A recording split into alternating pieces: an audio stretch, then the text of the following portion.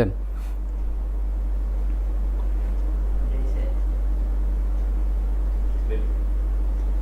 Hello everyone, আসসালামু আলাইকুম। Business মাস্টারি day 3-তে সবাইকে স্বাগত জানাচ্ছি। আপনারা নিশ্চয়ই জানেন যে আমাদের একটা বড় টার্গেট নিয়ে আমরা কাজ করছি। দেশে আমরা 10 লক্ষ উদ্যোক্তাকে দক্ষ করার জন্য কোচকাঞ্চন একাডেমি প্রতিনিয়ত কাজ করে যাচ্ছে।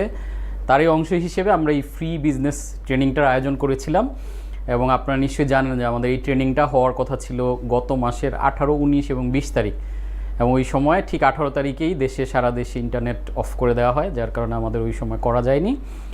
তারপরে আমরা নতুন ডেট দিয়ে অগাস্টের 1, 2 দিনে আমরা 2টা সেশন কভার করেছিলাম, কিন্তু তারপর ওই সময়ের দেশের যে সার্বিক সিচুয়েশন আমরা সবাই এটা অবগত আছি, ওই সিচুয়েশনের কারণে আমরা 3য় ক্লাসটা পিছিয়ে দিয়েছিলাম।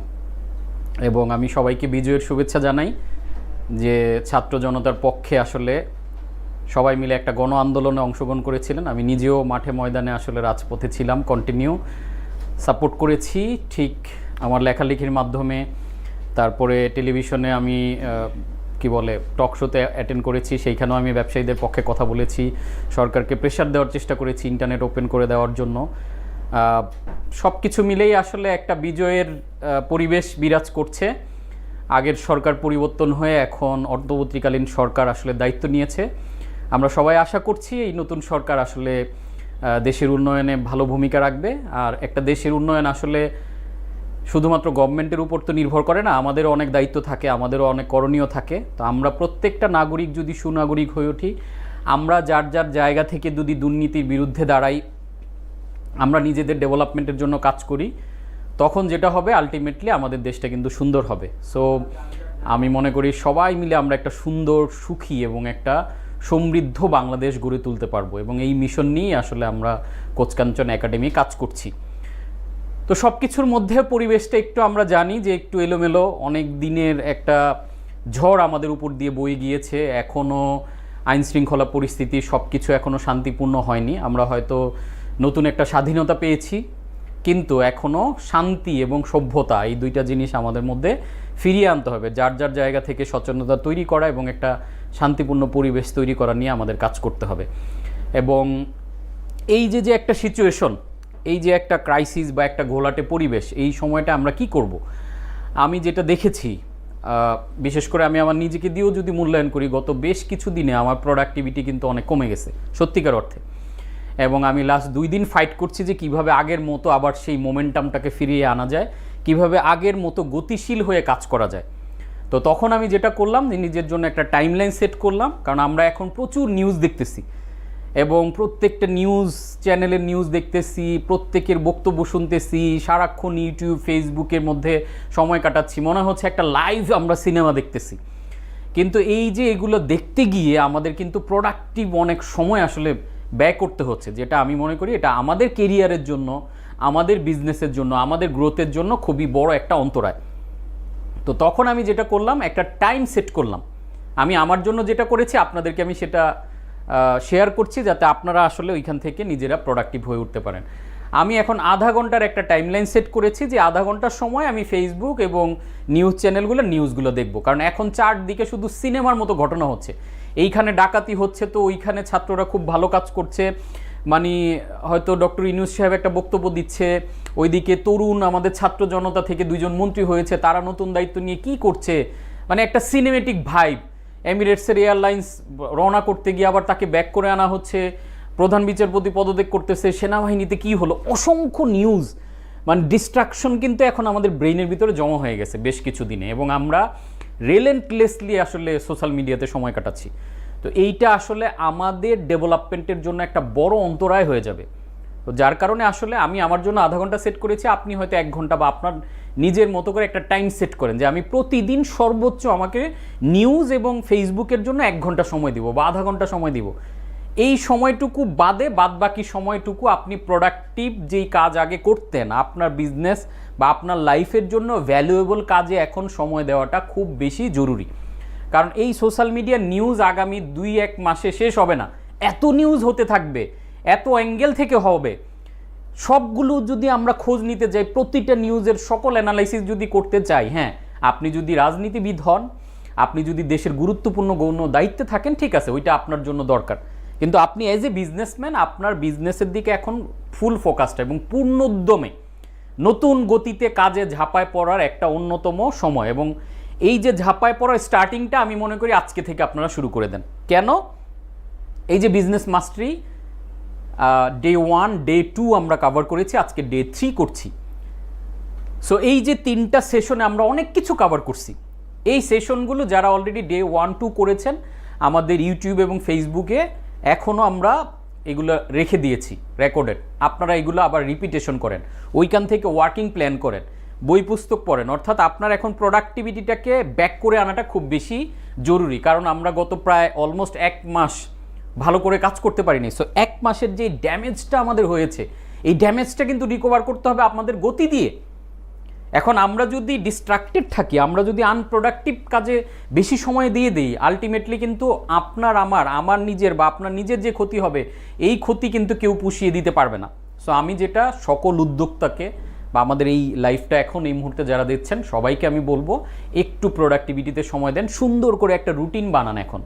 কারণ অনেকগুলো এলোমেলো ইনফরমেশনে আমরা অনেক হ্যাজার্ড একটা অবস্থার মধ্যে আছি। সুন্দর একটা রুটিন বানান, হেলদি একটা রুটিন, সেখানে একটা ঘুমের ভালো টাইম বরাদ্দ রাখবেন, একটা ভালো ফুড হ্যাবিট তৈরি করেন, 15 থেকে 20 মিনিট বা আধা ঘন্টার একটা এক্সারসাইজের জন্য টাইম রাখেন, বই পড়া এবং লার্নিংয়ের জন্য একটা। কারণ এখন ব্রেইনকে আমরা গত 15 দিনে বা 1 মাসে যেই পরিমাণ গার্বেজ গিয়েছে ব্রেইনের মধ্যে, এই গার্বেজ ক্লিন করার জন্য আপনাকে এখন প্রচুর পরিমাণে ভালো ভালো ইনফরমেশন দিতে হবে, যে ইনফরমেশন আপনাকে ইন্সপায়ার করবে, মোটিভেট করবে, যে ইনফরমেশন আপনাকে একটা ভালো দিকে ড্রাইভ করতে হেল্প করবে। এবং ওই ইনফরমেশনগুলো আমাদের এই যে 1 2 3 3টা ক্লাসেই কিন্তু আছে, যেখানে অনেক প্রোডাক্টিভ জিনিস আমরা শেয়ার করেছি আপনাদের সাথে। সো সবাইকে ডে 3তে স্বাগত জানাচ্ছি। আপনারা একটু চ্যাটে যদি জানান আমাদের ডে 1 এবং 2 দুইটা ক্লাস কে কে করেছেন, একটু চ্যাটে আপনারা শেয়ার করবেন।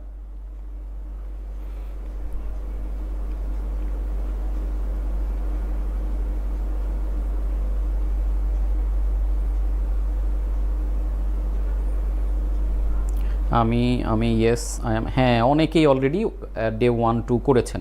সো আপনারা একটু যদি জানান ডে 1 এবং 2 এর ক্লাস থেকে আপনারা কেমন বেনিফিটেড হয়েছেন বা কেমন এনজয় করেছেন। ইয়েস, অনেকেই যারা অলরেডি 1 2 কাভার হয়েছে, করতে পারেননি, ইন্টারনেট ইস্যু ছিল, হয়তো বা কেউ রাজনীতিক অবস্থানের কারণে আন্দোলনে ছিলেন বা অনেক কারণেই হোক করতে পারেননি, তারা আমাদের সরি আমার একটু ঠান্ডা লেগেছে, হয়তো মাঝে মাঝে কাশি দিতে হবে, বাট কন্টিনিউ করে যাবো এর মধ্যে। আমরা আমাদের ইউটিউব চ্যানেল এবং ফেসবুক পেজে আপনারা ডে 1 এবং 2 ক্লাসটা পেয়ে যাবেন, ওইটা ওইখান থেকে করে নেবেন। আজকে আমরা লাইভে আমরা ডে 3টা কভার করছি। ডে 2 মোর বেনিফিশিয়াল করেছি, অনেক ভালো বেনিফিট পাইছি। Yes, very good. সব কিছু কোথায় থেকে শুরু করব বুঝতে পারছি না। শুরুটা করবেন আপনার ব্রেইন থেকে, আপনার মাইন্ড। প্রথম চেঞ্জেসটা আপনার বিলিভে আনবেন, দেন হচ্ছে আমরা ডে 1-এ কাভার করেছি। আমি যদি ছোট্ট করে একটু সামারি করি, ডে 1-এ আমাদের কাভারেজটা ছিল পুরোটাই আমাদের ব্রেইন মাইন্ড নিয়ে, এবং মাইন্ডের যেই অপারেটিং সিস্টেম, এটাকে আমি বলি বিলিভ সিস্টেম। সো এই বিলিভ সিস্টেমের পরিবর্তনের মধ্য দিয়ে কিন্তু আমাদের বিজনেসের পরিবর্তন আসবে। Better believe creates better business, এই কথাটা লিখে রাখেন সবাই। Better believe creates better business. আপনার বিলিভ যদি বেটার না হয়, আপনি কোটি টাকা ইনভেস্ট করেও দেখবেন বেটার বিজনেস হচ্ছে না।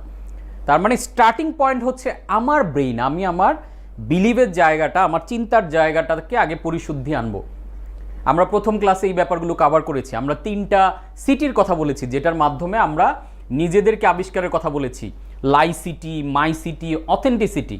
লাই সিটি মানে কি, ছোটোবেলা থেকে আমাদের স্কুল কলেজ ইউনিভার্সিটি, বাবা মা আত্মীয় স্বজন যে সকল মিথ্যা তথ্য আমাদের মাথায় দিয়েছে, এই তথ্যগুলো হলো লাই সিটি। এই যে মিথ্যার ভিত্তিতে আমাদের একটা রং পারসেপশন তৈরি হয়েছে। আমরা মনে করি যে বড়লোক হওয়া অনেক খারাপ জিনিস, টাকা পয়সা কামানো ভালো না, ছেঁড়া কাঁথায় শুয়ে লাখ টাকার স্বপ্ন দেখতে নাই। এই যে মিথ্যা জিনিসগুলো আমাদের মাঝে দেওয়ার কারণে আমরা বড় করে চিন্তা করতে ভয় পাই। এই মি সিটি তৈরি হয়ে গেছে, আমাদের একটা রং পারসেপশন তৈরি হয়েছে। বাট অথেন্টিসিটিটা মানে কি? অথেন্টিসিটি হলো সৃষ্টিকর্তা আমাদেরকে তার গুণে গুণান্বিত করে সৃষ্টি করেছে, তার প্রতিনিধি হিসেবে আমাদেরকে পৃথিবীতে পাঠিয়েছে। তার মানে আমরা কিন্তু অনেক সক্ষমতা নিয়ে পৃথিবীতে এসেছি, অনেক স্ট্রেংথ নিয়ে পৃথিবীতে এসেছি, এই জিনিসগুলোকে প্রপারলি কাজে লাগানো।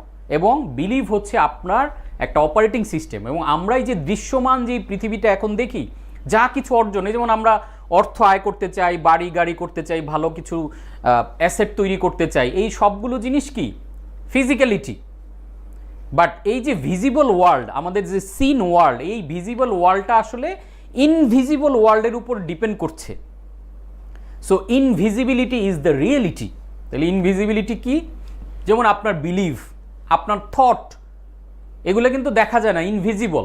বাট এই ইনভিজিবল জিনিসগুলোর উপরে বেস করেই কিন্তু আসলে ভিজিবল জিনিসগুলো হয়। পৃথিবীতে যা কিছু হয় সব কিছু দুইবার করে হয়, সব কিছু পৃথিবীতে দুইবার করে হয়। একবার হয় মানুষের ইন্টারনাল রিয়েলিটিতে, ব্রেইনের ভিতরে, মাইন্ডের ভিতরে। আরেকবার হয় প্র্যাকটিক্যাল ওয়ার্ল্ড, এই যে রিয়েল ওয়ার্ল্ড যেটা আমরা দেখতে পাই। সো এই যে ওইখানে আমরা সাইন্টিফিক অনেকগুলো ব্যাপার শেয়ার করেছিলাম, যে আমরা যা দেখতে পাই, যা দেখতে পাই না তার চেয়ে ওই যে দেখতে না পাওয়া জগৎটা কিন্তু অনেক বড়। সো ওই জায়গাটাতে আমাদের কন্টিনিউয়াস কাজ করতে হবে। যখন আমাদের বিলিভের লেয়ারটা আমরা বাড়াতে পারবো, যেমন অনেকে মাইন্ডসেটের কথা বলে যে আপনার মাইন্ডসেট করতে হবে। মাইন্ডসেট আমাদের সবার মধ্যেই আছে, কিন্তু মাইন্ডসেটটাকে আমার আপগ্রেড করতে হবে। যেমন আমি যদি একদম সিম্পলেস্ট একটা এক্সাম্পল দিই, যেমন আমার রুমে এখন এসি চলতেছে, এই এসির টেম্পারেচার সেট করা হচ্ছে 24। আপনার রুমে একটা এসি আছে, এখন আপনার রুমের এসির টেম্পারেচার এখন 24 আছে। আমি যদি চাই যে আমার এসিটা মোর কুল, মানে আরও বেশি ঠান্ডা দেখ, তাহলে আমাকে কি করতে হবে? টেম্পারেচারটা কমাতে হবে। তাহলে আমি কি করব? এসির রিমোটটা নিব, নিয়ে এটাকে 18 করে দিব। যখন আমি 18 করে দিলাম, তখন কিন্তু এসিটা আসলে 18-এর জন্য তাপমাত্রাটা আস্তে আস্তে কমে এসে এটা 18-এ আসবে। তাহলে আপনার যে মাইন্ডসেট, সরি, আপনার যে মাইন্ডসেট খেয়াল করে দেখেন, আমরা প্রথম ক্লাস এটা দিয়েছিলাম সবার জন্য, একটা অ্যামাউন্ট লিখতে বলছিলাম, যে যেই অ্যামাউন্টটা আপনার লিখতে গেলে ভয় লাগে যে 100 কোটি টাকা আমার দ্বারা কোনোদিনও সম্ভব না, এই অ্যামাউন্টটা এক একজনের জন্য কিন্তু এক এক রকম। কেউ লিখেছেন 1 কোটি, কেউ লিখেছেন 10 কোটি, কেউ মানে এইভাবে অপরচুনিটিগুলো ধরা দিবে। আদারওয়াইজ ওই অপরচুনিটি আপনি দেখবেনই না। আপনি যদি আপনার বিজনেসটাকে কোটি টাকা না চিন্তা করেন, এবং আমরা প্রথম ক্লাসে বারবার বলছিলাম যে দিস ইজ দ্য পৃথিবীর ইতিহাসে the greatest opportunity in the history of the world. এখনকার পৃথিবীতে টাকা আর্ন করা সবচেয়ে সহজ, এবং এটা আমার কথা না, রিসার্চ, পৃথিবীর সকল রিজিয়নে মিলিনিয়ার বিলিয়নিয়ারদের সংখ্যা অনেক বেশি। বিকজ এখন আমরা ডিজিটাল যুগে আছি, অপরচুনিটির অনেক সমুদ্রের মধ্যে আমরা বসবাস করছি। এই অপরচুনিটি আমরা প্রপারলি কাজে লাগাইতে পারলে, আমরা মাসে অ্যাটলিস্ট ব্যবসা করছেন 10 লাখ টাকা আর্নিং না করলে সেই মনিউ, সরি ফর দ্যাট, মানে এইভাবে নিজেকে ফোকাস করেন, তাহলে মাসে 10 লাখ টাকা আর্ন করলে আপনি বছরে 1 কোটি 20 লাখ টাকা আয় করছেন, খুব বেশি কিছু না। আবার কেউ কেউ চিন্তা করবেন 10 লাখ টাকা তো আমি এখনই করি, আমার আরও বেশি দরকার। তাহলে আপনি অন্তত মাসে 1 কোটি টাকার একটা প্ল্যান নেন। এই যে 1 কোটি টাকার ইন্টারনাল রিয়েলিটিতে বিলিফটা শুরু করলেন, তখন আপনি 1 কোটি টাকার মতো অপরচুনিটি দেখা শুরু করবেন। ট্রুলি স্পিকিং, আপনি যতক্ষণ না এটা মাথায় সেট করবেন, ততক্ষণ এরকম কোনো অপরচুনিটি আপনি চোখেই দেখবেন না। এবং ওইখানে আমরা কতগুলো সাইন্টিফিক ফ্রিকোয়েন্সি, এনার্জি, ভাইব্রেশন, এগুলো নিয়ে আমরা কথা বলেছিলাম, এবং এগুলো আমরা শেয়ার করেছিলাম। তার মানে 1 কোটি টাকা আপনার ব্রেইনে যখন আপনি সেট করছেন যে আমি মাসে 1 কোটি টাকা আয় করতে চাই, তখন আপনার ফ্রিকোয়েন্সিটা 1 কোটি টাকার লেভেলে যাবে। এবং 1 কোটি টাকা লেভেলের আপনি ফ্রিকোয়েন্সিতে আছেন, তার মানে 2 লাখ টাকা লেভেলের সম্ভাবনাগুলো আপনি দেখতে পাবেন। আরও অপরচুনিটিটা আপনার সামনেই আছে, আপনি দেখছেন না, বিকজ আপনার